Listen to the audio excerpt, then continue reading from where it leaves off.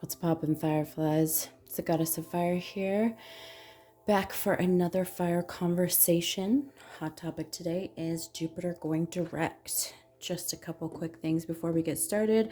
I do swear in all of my readings, and if you don't like it, there are plenty of other readers who use less colorful language. Also, these readings are general. One size fits most, not one size fits all. So treat it like a buffet, take what you want and leave the rest behind. Don't forget to like, share, comment, and subscribe if you enjoy this content.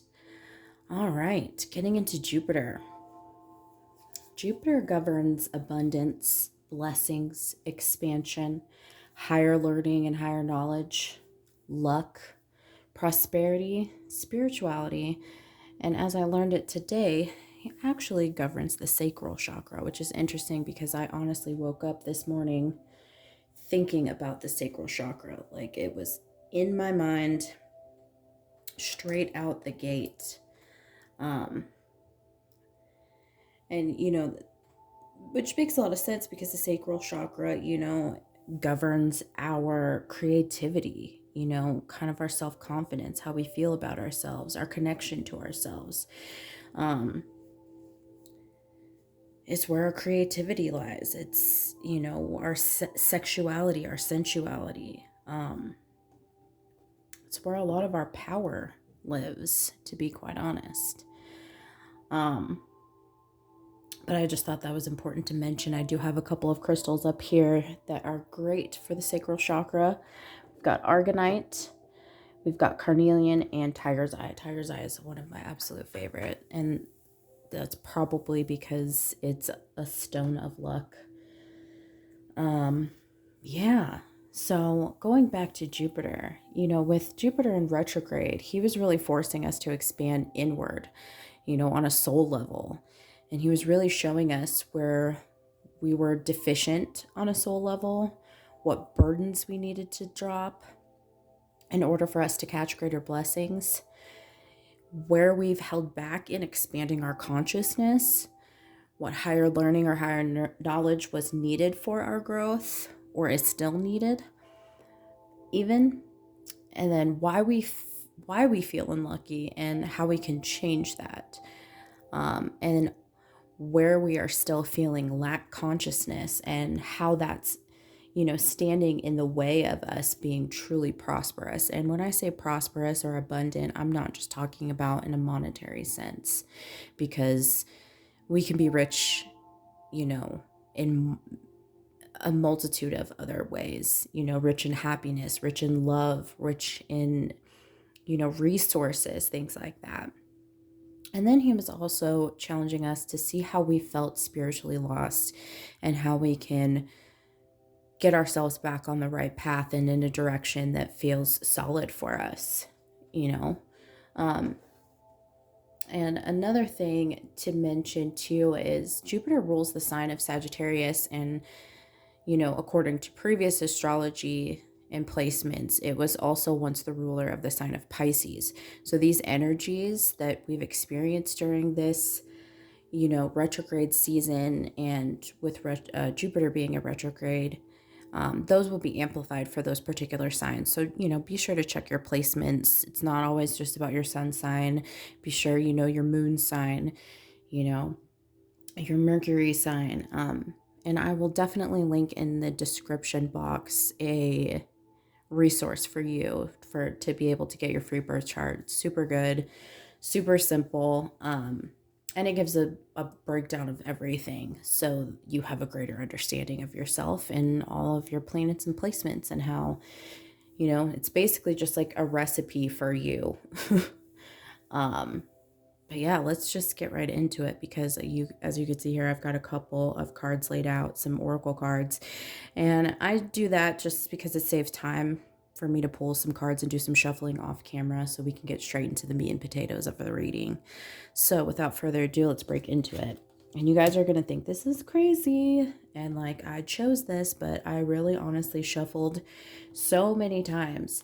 And honestly, I had no intention of using this particular deck as a part of this reading in the first place. You know, I always have a tendency to like, feel what decks I'm drawn to. And I think Jupiter actually chose this for his own reading today. So, he was talking to me about the sacral chakra, and then this card freaking pops out. So, ways that we can nurture the sacral chakra, of course, with the crystals I have here, the Argonite, Carnelian, and Tiger's Eye, those are going to help to soothe and, bring balance to that chakra. But, other ways that we can do that is like, being creative, however that looks for you, whether that's, drawing, painting, singing, going for hikes, whatever it is that gets your creative juices flowing, definitely do more of that. Another easy way to, ease your sacral chakra and really take care of it and nurture it is to move your body, dance. Dance is one of the easiest, simplest, quickest ways for you to kind of, show that particular chakra some love. And even if it's just like you're vibing to a song while you're folding laundry, that's a great way to just flex that a little bit and take care of it. Yoga is another good one because, that's really getting you one with your body and your breath even, which is always good. Definitely meditation. You can do sacral chakra meditations. You can find tons of them on YouTube. And even using, crystals, like I mentioned before, for that added boost is going to be really great too. So then we have the nostalgia card, focus on the here and now. I definitely feel like, with retrograde season, it forces us to go back. It forces us to kind of take stock and have a solid review. I call it the playing of the tape, where you kind of take a review of where you've been to see how far you've come. And also this is about, digging deep. I think throughout this retrograde season was intense. I don't know if that's just me, but I definitely feel like it pushed me to a lot of limits, and I think that was meant for me and for a lot of the collective, for us to really dig deep and, because there's some things that I was going through and healing throughout this process and throughout this retrograde season that I would have swore up and down and bet money I had, worked it out and really healed it, and there was nothing left to be seen, heard, or of these particular issues. Definitely a lot of inner child healing. But yeah, retrogrades force us to see what we may have missed. It's forcing us to kind of go through things with more of a fine-tooth comb. And for me, I feel like this is definitely like what was holding us back from being able to have the most abundant, expansive, prosperous, lucky, and spiritual life. And I think going through this retrograde season and all of this deep-seated healing processes, I mean, we even had Chiron in retrograde, and that is, the our wounds, our deepest wounds. Yeah, so we were just forced to face some things that maybe we thought we were finished with. But I feel like now there's a big sense of finality to a lot of the things that I think we've had to revisit through this retrograde season. So, and it's also showing us how we need to disconnect from our previous lives. In my last reading, I was saying like we burned our old lives down, and now this is the opportunity for us to rise from the ashes and create a new beginning. This is the rebirth, and it coincides perfectly as we're about to enter into Scorpio season in the next handful of days. So, good stuff. Perfect segue into this one, the commitment one. As you can see, there is like a cord connecting these two birds together, and I think that we still had a lot of strings and still had a lot of cords connecting us to our past selves, past thought processes, past relationships, anything that we really needed to let go of in order to make space, to make room in our present, in our here and now for our greatest good, And this is really, with the commitment, it's like, how committed are you to your future? How committed are you to being a co-creator with the universe? How committed are you to your spiritual journey and your healing process? So I think that's really, really important to bring attention to, is that there were some things that were still keeping us connected to our past and not really allowing us that motion and that movement and that freedom to move forward as freely and as authentically as we possibly could. And new beginnings. I swear you can't make this shit up. Like, it's almost like it looks like I chose all of these, handpicked them, but I assure you I did not. I wish I could take credit for pulling these cards and, putting this together, but, it's just the way the cards fall. But new beginnings, I was saying in my last video that, with Scorpio season on the horizon, it's really the season of the rebirth, and how we are able to rise from our ashes, and how rise from our asses, maybe that's actually a message that somebody needed to hear.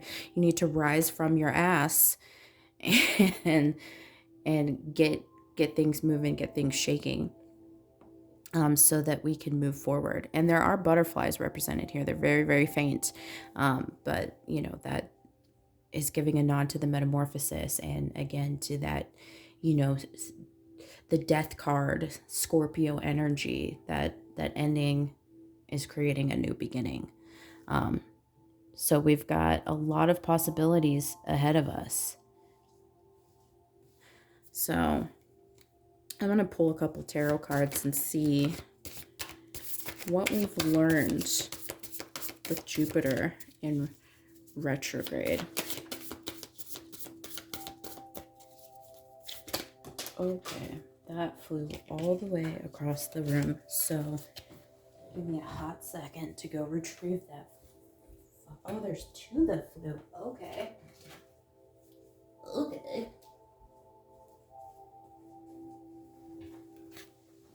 my gosh. So we had what we've learned. I'm gonna try and keep these all in the frame, but if they're not, sue me. I think we're okay, maybe, possibly. Okay, looks good. All right, moving right along. I got a couple. Oh my god, these cards are jumpy as hell.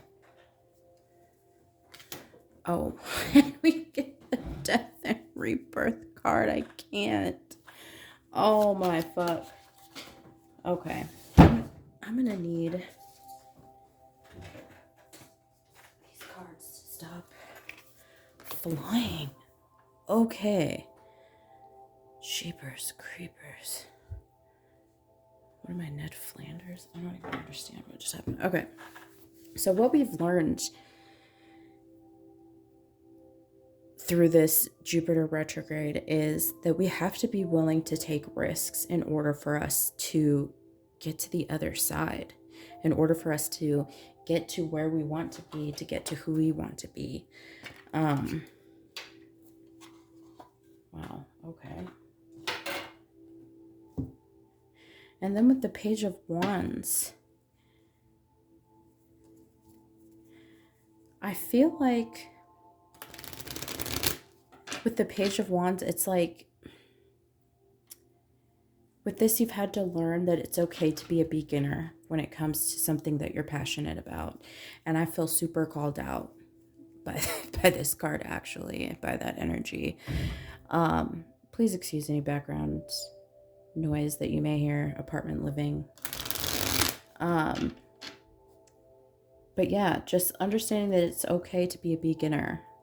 I feel like there's a sense of moving away from the perfectionism and understanding that perfection is not something to be sought after.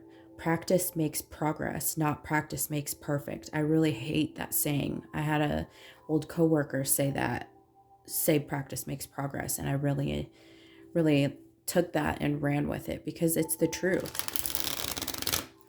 You know, a concert violinist doesn't become a concert violinist because they're perfect. They become a concert violinist because they practice. They practice until their fingers bleed. They keep practicing. It's an ever growing relationship that you have with a craft. There's no perfection. There's no quote unquote expert level that you're trying to reach. And I think that's important. I think for a lot of us to understand is when we keep the innocence, when we keep the joy and the lighthearted passion when it comes to something that we're doing, we're trying to create, cultivate a craft of ours. When we keep that innocence, it allows us to really flourish with it, because we have a tendency to lose sight of why we began to do something when we try to make it perfect instead of just making it flow or allowing it to flow. Yeah. And then with the death and rebirth card, that's really, I think, paying homage to the nostalgia card here, focusing on the here and now. You know, there is a lot that we are, I think, still connected to when it came to our previous selves, our previous lives, our previous thought processes, our previous actions, the way we used to do things, right? When we're so used to doing things a certain way, or being a certain way, acting a certain way, talking a certain way, existing in a certain way, then it's very difficult for us to feel free to move how we want to be seen, how we want to be heard, how we want to be represented. It's difficult, but I think with us still having some minor attachments to the past, it really put a hindrance on our ability to appreciate the opportunity for the future. You know, again, this is bringing back to dropping burdens to catch blessings. Sometimes we have to let a lot of things go in order for us to let a lot of things flow. And with every ending is always a new beginning. So definitely Scorpio energy. And I love the fact that it's like we're traveling through a different dimension. We are going to a different version of life that we have co-created with the universe. It's really, really beautiful energy.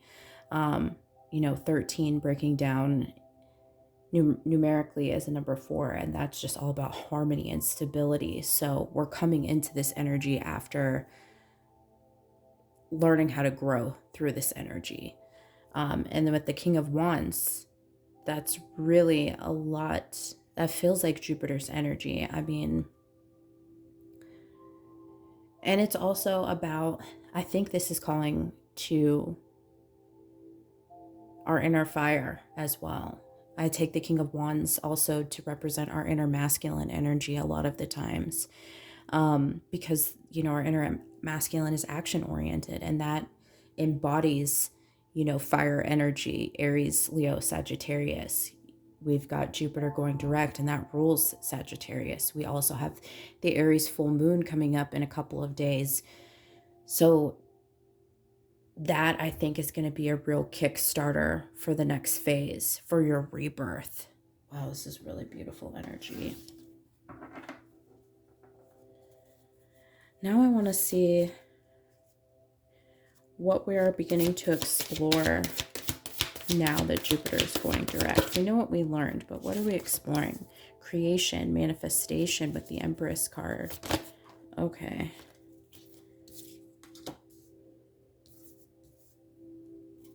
Let's see if I can get one more. The Queen of... Okay. This is out of hand. one more, but I guess we get 6 more. I don't know if I can fit all of these in the frame, but we're going to try.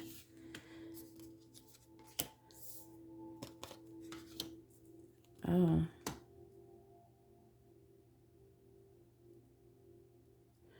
Interesting. Okay, so with the... I'm going to get these all in the frame. So with the Empress card, like I said, getting in touch with our inner creator, having manifestations come to the forefront, being in touch with our intuition and our feminine energy with that Queen of Cups, trusting the process a little bit more, because, you know, with this Tower energy, we were shaken the fuck up with this retrograde season. So this is the energy we're moving into. And again, with the butterflies, that transformative, that metamorphosis energy. And the lightning, it's like, I feel like we're getting an electric jolt, like we're getting brought back to life. Like, clear, and we start to pull, the pulse starts again.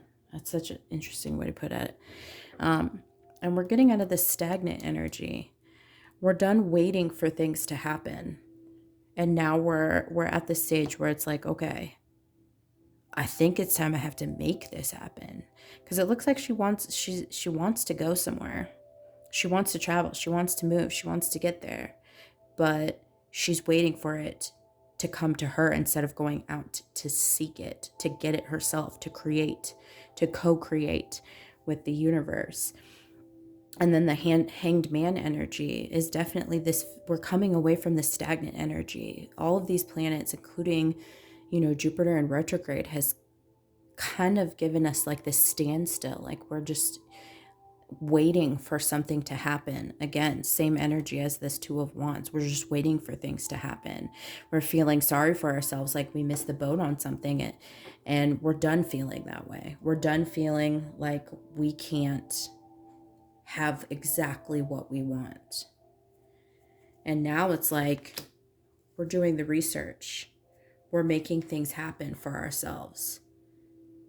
We're putting in the energy to learn, to achieve that higher learning, that higher knowledge, and however that looks. You might be led to, you know, look more into astrology. You might be led to look more into, you know, witchcraft, spell work, things like that. You might be more led into looking at business things. You might be more led into looking into Reiki. You know, how can I create my own podcast? These types of energy. You're doing the research and putting in the work to figure it out. And that's really, really great energy.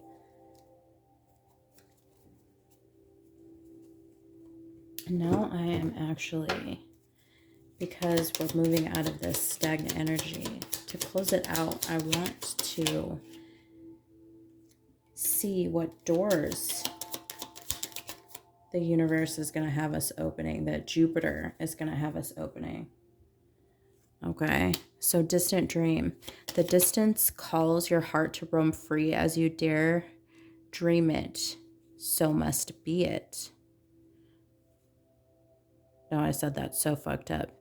The distance calls your heart to roam free as you dare dream it. So must it be. Yeah, it's like you're opening the door to manifesting your own destiny. And I think it's interesting that that's the first one that comes out, and that's the one that I placed on top of the Empress. Jesus. Passages, spiritual signs of inclination. You're walking through passages of your transformation. What have I been saying throughout this whole reading? We're walking through a doorway of serious change and transformation. It's where one thing ends, another thing is beginning. That's that rebirth, that death rebirth card. I want to get one more. Let's see what other...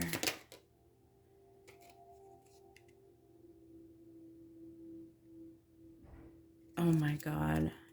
wish that this was a lie. Sunset. Time here turns to release and unfurl. Old cords of pain fail as the sunlight burns. If I was not just talking about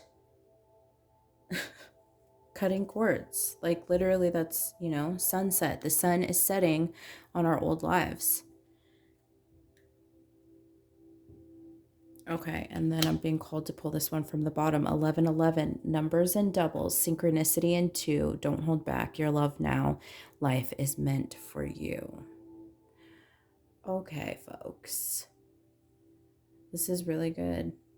Jupiter has our back, and he's ready to help us make everything we want come true. He looks back on our side. Abundance is in our favor. Spirituality is going to feel like it's free flowing. Same with, blessings coming in, expansion. This is all good stuff. I hope this was helpful to you guys, and I will see you in the next video from Mercury going direct. Thanks so much for your time.